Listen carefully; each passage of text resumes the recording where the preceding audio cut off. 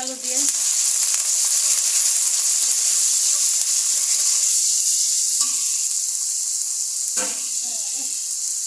গরুর মাংস আলু দিয়ে রান্না করবো।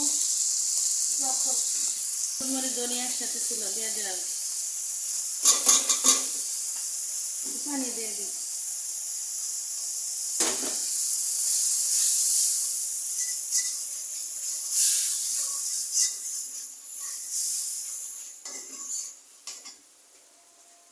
একটু পানি দিই, তেজপাতা দিই, তেজপাতা দিয়ে দিলাম।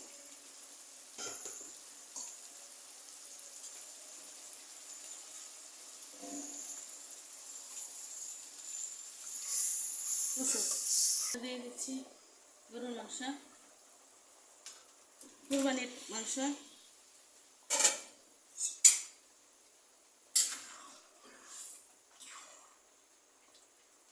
একটু আলু দিয়ে রান্না করবো।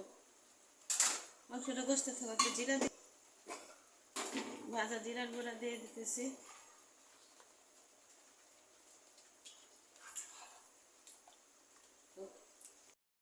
বন্ধুরা, এভাবে মাংসটা অল্প আছে একটু একটু করে সিদ্ধ করে নিচ্ছি। কুরবানির মাংস তো এত একটা সময় লাগবে না সিদ্ধ হতে।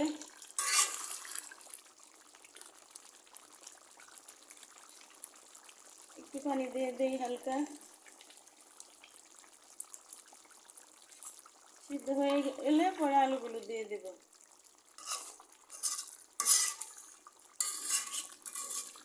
গরুর মাংস কষানো তো প্রতিদিনই খেয়েছি, কুরবানির পরের থেকে, কুরবানি ঈদের পরের থেকে।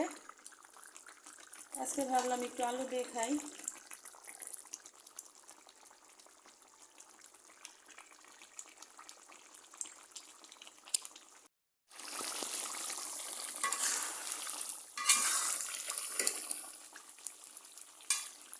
সুন্দর মাংসটা কষানো হয়ে গেছে, এখন আলুগুলো দিয়ে কষিয়ে নেব।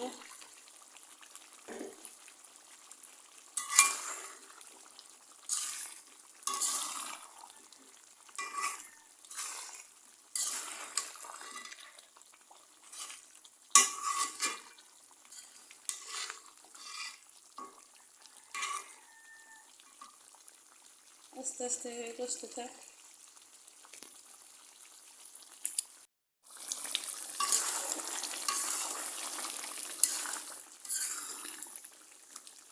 বন্ধুরা, কষানো হয়ে গেছে, গরম মশলার গুঁড়া দিয়ে দিলাম।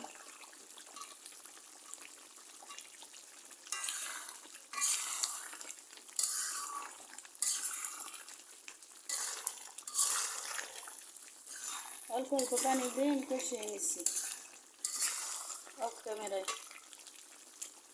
এখন ঝোল দিয়ে দিব।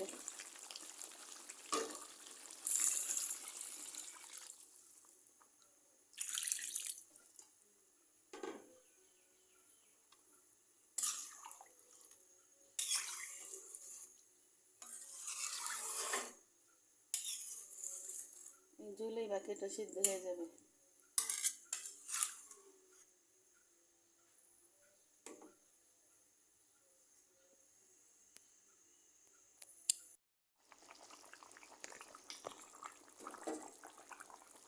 বন্ধুরা, রান্নাটা হয়ে গেছে, আলুগুলো সিদ্ধ হয়ে গেছে। এভাবে আমরা সবাই রান্না করে খান জানি, তারপরও এভাবে ট্রাই করতে পারেন।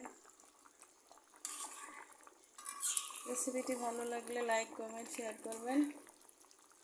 নতুন বন্ধু যারা ভিজিট করবেন তারা সাবস্ক্রাইব করে পাশে থাকবেন।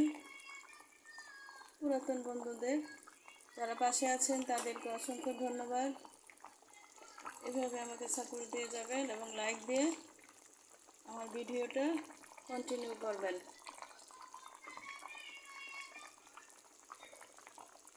চুলাটা নিভিয়ে দিলাম।